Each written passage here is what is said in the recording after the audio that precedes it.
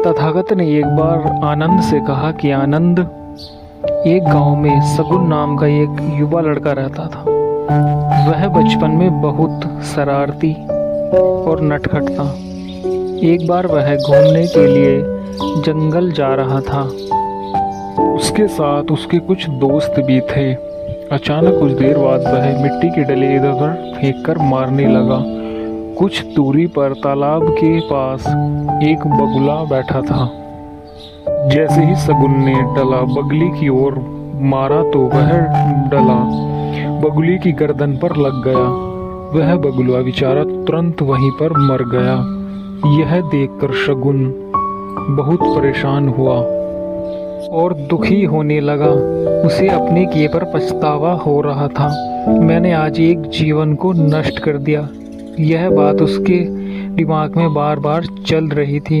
इस बात को सोचकर वह बहुत परेशान होने लगा। वह वहाँ से घर आ गया और वह घर पर दुखी रहने लगा। उसकी माता ने उससे पूछा कि बेटा क्या हुआ। उसने पूरी कहानी बताई। तब उसकी माँ ने कहा कि मजाक में भी कभी किसी को डला मत मारना, क्योंकि मजाक मजाक में व्यक्ति वो कर बैठता है जिसे वो कभी पूरा नहीं कर सकता। तुम क्या उस बगली को जीवित कर सकते हो? शगुन की माता ने उसे समझाया कि जिस तरह मनुष्य को अपना जीवन बहुत प्रिय है, वह इसके नष्ट होने से डरता है, ठीक इसी प्रकार पृथ्वी पर भी हर प्राणी का जीवन, इसलिए प्रकृति में सभी प्राणियों का अपना जीवन भी अमूल्य है, इसलिए वे भी मृत्यु से डरते हैं। प्रकृति में अपना हर प्राणी का अस्तित्व होता है। बुद्ध कहते हैं कि जिसे हम जीवित नहीं कर सकते उसे हमें मृत्यु भी नहीं देनी चाहिए, अर्थात उसे हम मार भी नहीं सकते। तथागत बुद्ध ने आनंद से यह जीव हत्या त्याग के बारे में बताया। तथागत गौतम बुद्ध ने आनंद से कहा कि एक व्यक्ति व्यापार करता था। उसका अपना कपड़ों का व्यापार था, लेकिन वह दयालु और ईमानदार नहीं था।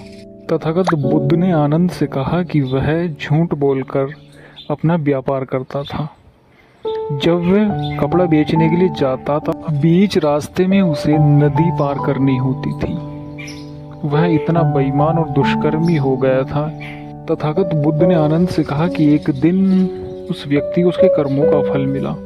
जैसे ही वह व्यापार करने के लिए जा रहा था, जब वे नदी के बीचों बीच पहुंचा तो उधर से काफी तेज पानी आने लगा।